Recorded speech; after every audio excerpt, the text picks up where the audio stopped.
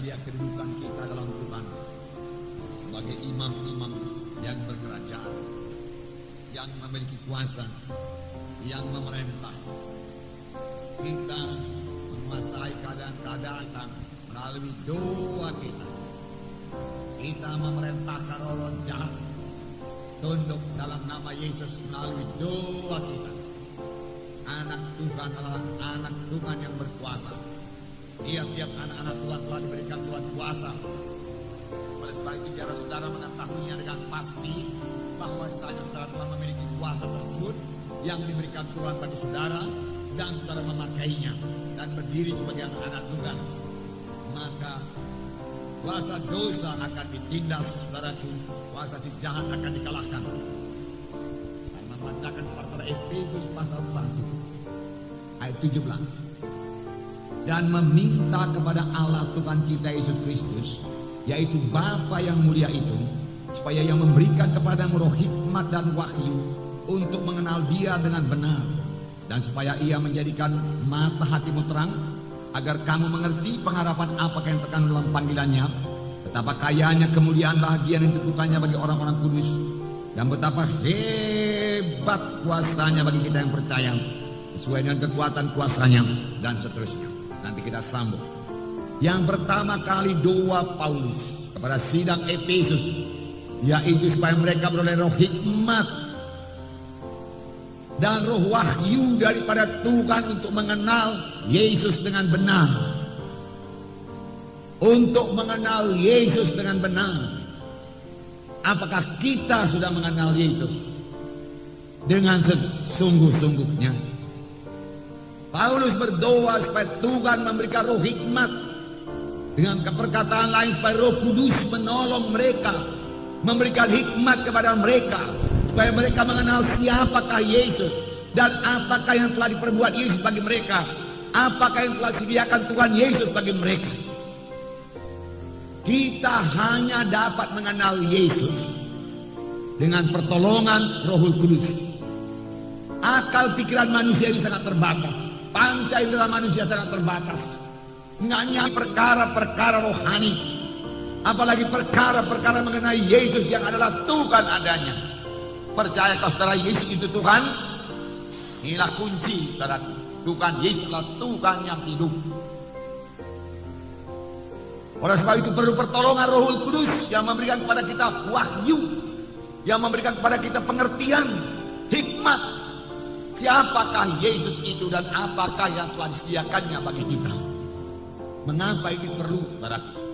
Sebab seberapa dalam pengertian kita tentang Tuhan Yesus, sebegitulah berkat yang bisa kita terima dari Tuhan Yesus. Saya ulangi, saudara. Seberapa dalam pengertian kita tentang Tuhan Yesus, sebegitulah berkat, sebegitulah manfaat yang bisa kita terima dari Tuhan Yesus. Sebab iman kita tidak bisa melebihi pengertian kita. Oleh sebab itu perlu sekali kita mengenal Yesus lebih dalam lagi.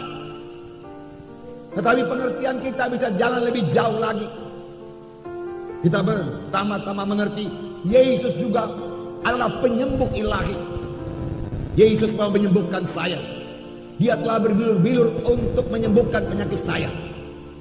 Tidak ada yang mustahil pada Tuhan Yesus. Yesus hidup. Bilur-bilurnya masih berkuasa sekarang ini. Firman Tuhan juga berkata, oleh bilur-bilurnya kamu sudah sembuh. Lalu saudara mulai beriman, karena saudara mengerti Yesus itu penyembuh adanya.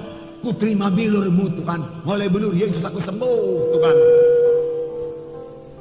Hari ini kita melihat, saudaraku, Yesus lagi. Amin. Siapakah Yesus? Saudaraku, Tuhan Yesus adalah penguasa tertinggi di sorga dan di bumi. Saudara melihat banyak kerusuhan terjadi di dunia ini, banyak kejahatan terjadi dalam dunia ini, saudaraku. Setan gentayangan di dunia ini, saudaraku. Kejahatan merajalela di dunia ini. Tapi satu hal yang pasti, saudaraku, Tuhan Yesus masih di atas takhta, dan Tuhan Yesus tetap memegang kendali. Bukan setan yang memegang kendali, Tuhan Yesus memegang kendali. Termasuk Tuhan Yesus memegang kendali atas Indonesia ini, saudaraku. Dia yang berkuasa. Nah, Efesus pasal 1, ya. ayat 20. Kita sambung ayat yang tadi. Yang dikerjakannya dalam Kristus dengan membangkitkan dia dari antara orang mati dan mendudukkan dia di sebelah kanannya di sorga. Jauh lebih tinggi dari segala pemerintah dan penguasa dan kekuasaan dan kerajaan dan tiap-tiap nama yang dapat disebut. Bukan hanya di dunia ini saja, melainkan juga di dunia yang akan datang. Amin. Yesus dalam hati saudara, amin.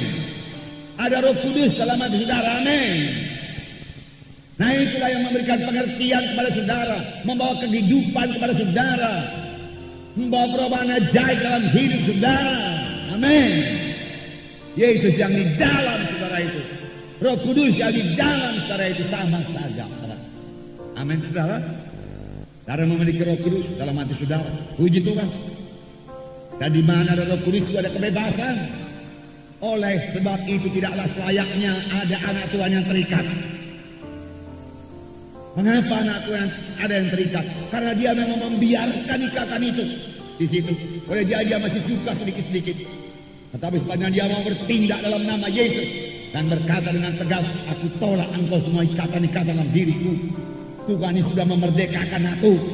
Aku merdeka sekarang, aku bebas sekarang. Sama sebagaimana orang Israel di Mesir bebas daripada perbudakan. Sekarang aku juga bebas daripada perbudakan dosa.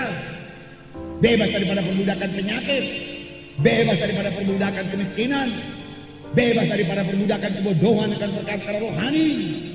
Tuhan memberikan pemikiran yang baru kepadaku.